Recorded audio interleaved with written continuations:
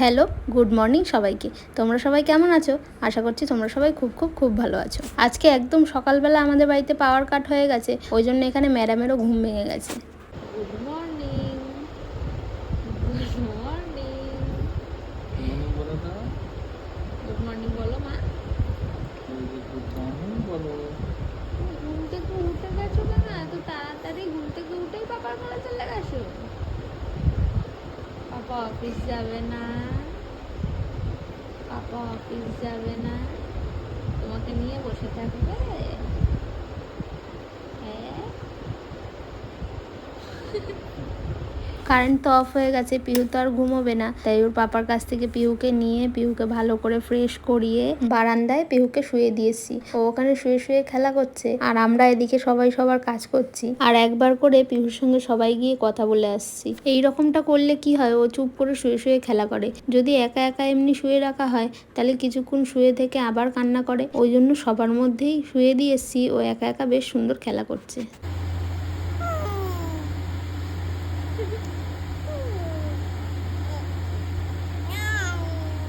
আজকে বেশ ওয়েদারটা ভালোই আছে, সকালে বৃষ্টি হয়েছে, ওই জন্য বারান্দায় ওকে শুয়ে দিয়েছি। বেশ সুন্দর হাওয়াও দিচ্ছিল। অন্যদিনে এত বেশি রোদ থাকে, রোদের গরম তাপটা ঘরের ভিতরে আসে, ওই জন্য ওকে ঘরেই রাখা হয়। এবার আমি পিহুকে স্নান করাবো। ও স্নান করে উঠে যেগুলো পরবে সেগুলোই এদিকে সব রেডি করে নিলাম। এই যে পিহুকে ওখান থেকে নিয়ে চলে এসেছি, এবার আমি ওকে স্নানটা করিয়ে দেবো।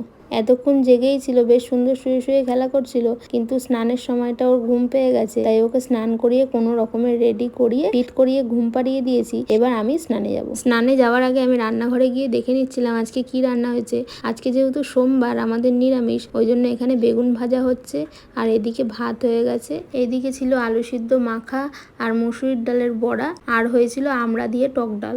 এইদিকে দেখো সকাল সকাল ঠাকুর দেওয়াও কমপ্লিট হয়ে গেছে। তোমাদের কাদের কাদের আমার ব্লগগুলো ভালো লাগছে অবশ্যই কিন্তু একটা কমেন্ট করে জানিও। এই যে আমার এদিকে স্নানও হয়ে গেছে, স্নান করে আমি জামা প্যান্টগুলো এখানে সব মেলে দিলাম। পিহু কিন্তু ওইদিকে এখনো ঘুমাচ্ছে। এইবার আমি তাড়াতাড়ি করে খেয়ে নেব।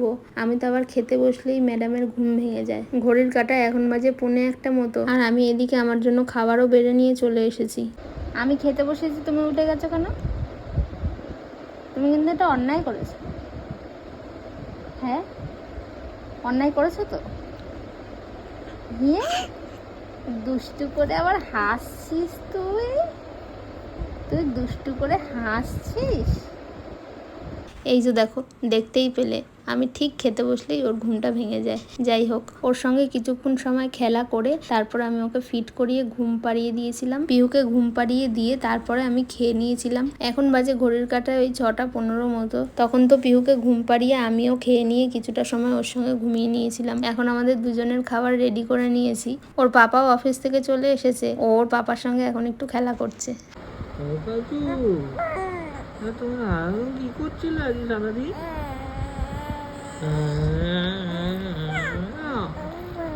ও আচ্ছা আচ্ছা, আজ তুমি ঘুমাচ্ছিলে, খেয়ে খেয়ে খেয়ে দিয়ে ঘুমাচ্ছিলে। আচ্ছা ঠিক আছে, আর কি করবে, জীবনটাই তো এরকম, আর কিছু করার নেই। পিহুকে আমি ওদিকে ফিট করিয়ে দিয়েছি, আর তোমাদেরকে পিহুর এই গিফট দুটো দেখানো হয়নি। এই জামা দুটো পিহুকে মৌসুমি আর খোকাদা দিয়েছে।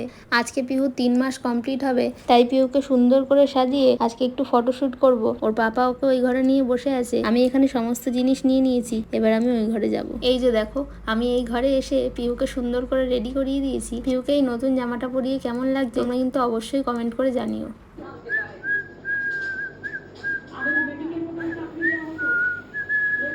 পিহুর যেহেতু 3 মান্থস কমপ্লিট হয়েছে, ওই জন্য চকলেট দিয়ে এখানে 3 লিখেছি।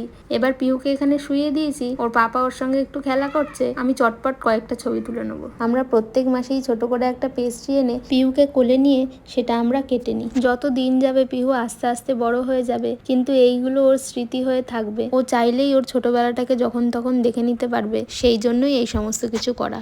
ওইদিকে ফটোশুট করে তারপর আমরা কেকও কেটে নিয়েছিলাম। তারপর ম্যাডামকে এই ঘরে নিয়ে এসে ড্রেস চেঞ্জ করে রেডি করেই দিয়েছি। এরপর ফিট করিয়ে ম্যাডামকে ঘুম পাড়িয়ে দেবো। তোমরা যদি এতক্ষণ ব্লগটা দেখে থাকো তাহলে অবশ্যই কমেন্ট করে জানিও ব্লগটা কেমন লাগলো, আর ভালো লাগলে একটা লাইক করে দিও, পেজটাকে ফলো করে দিও। দেখা হবে নেক্সট একটা ব্লগে। টাটা।